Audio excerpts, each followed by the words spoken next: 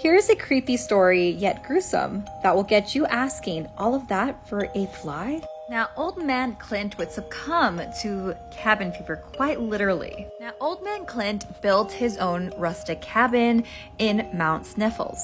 I think I said that correctly. And it was said that his neighbor lived about 2 miles away, but otherwise he was pretty much alone half the time up there in the mountains. And it was said that winter comes really early in the San Juan Mountains, so by October all the way down to the spring, he would just stay inside. And this was the winter of 1870, so he would sit there by himself praying for some company of some sort. And one day his prayer was answered. And on Christmas morning, he found a fly, so his prayer was answered. He would feed it sugar cubes, sing to it, and do all kinds of things out of the sake of company with the fly. Finally, when spring came around, his neighbor, Mr. Jones, came to visit and they started playing some board games. Now, Mr. Jones got really frustrated and lost the game, but in the midst of losing the game, he heard this weird buzzing sound, which was a fly. And he just killed the fly.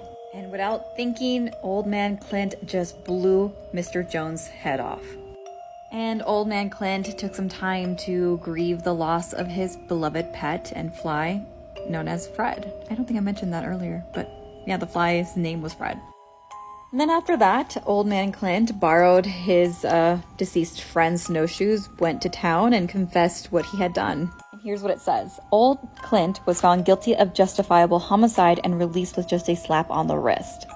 Shortly thereafter, folks felt so sorry for the lonely old man, so they brought him a stray dog to keep. Years went by, and finally they found him frozen dead in his cabin. Ironically, he was buried next to the friend he killed.